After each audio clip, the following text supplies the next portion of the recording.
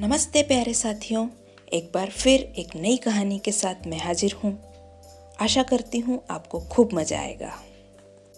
तो चलिए शुरू करते हैं आज की ये कहानी जिसका नाम है ब्राह्मण का सपना।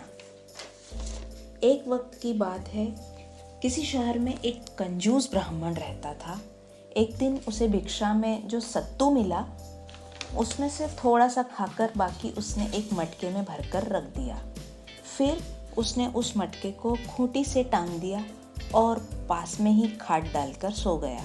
सोते सोते वो सपनों की अनोखी दुनिया में खो गया। विचित्र सी कल्पनाएं करने लगा। वो सोचने लगा कि जब शहर में अकाल पड़ेगा तो सत्तू के दाम 100 रुपये हो जाएगा। मैं सत्तू बेचकर बकरियां खरीद लूँगा, बाद में इन बकरियों को बेचकर गाय खरीदूंगा, इसके बाद भैंस, घोड़े और भी बहुत कुछ। ऐसी वह बातें सोचने लगा। कंजूस ब्राह्मण कल्पनाओं की विचित्र दुनिया में पूरी तरह से खो चुका था। उसने सोचा, घोड़ों की अच्छी कीमत पर बेचकर खूब सारा सोना खरीद लूँगा, फिर सोने को अच्छे दाम पे बेचकर बड़ा सा घर बनाऊंगा। मेरी संपत्ति को देखकर कोई भी अपनी बेटी की शादी मुझसे करा देगा। शादी के बाद जो मेरा बच्चा होगा मैं उसका नाम मंगल रखूँगा। फिर जब मेरा बच्चा अपने पैरों पर चलने लगेगा तो मैं दूर से ही उसे खेलते हुए देखकर बड़ा आनंदित हो जाऊँगा। और जब बच्चा मुझे परेशान करने लगेगा तो मैं गुस्से में अपनी पत्नी को बोलूँगा कि तुम बच्चे को ठीक से संभाल भी नहीं सकती हो।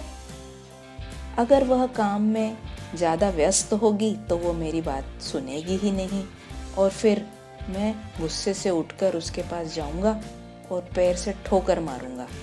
ये सारी बातें सोचते सोचते ब्राह्मण का पैर ऊपर उठ जाता है और सत्तू से भरे मटके में जाकर ठोकर मार देता है, जिससे वह मटका टूट जाता है।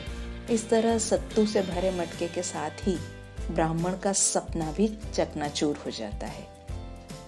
तो इस कहानी से हमें क्या शिक्षा मिली? यही कि मन में लोभ लालच नहीं रहना चाहिए। जो भी काम करें खुशी से करें और बहुत मेहनत से करें। मेहनत करेंगे तो ही सफलता मिलेगी। तो अच्छी लगी ना ये कहानी? इसी तरह की और भी रोचक और मज़ेदार कहानियों के साथ मैं आपसे फिर मिलूंगी। तब तक अपना ख्याल रखिए, पढ़िए, लिखिए, मज़े करिए। Bye bye.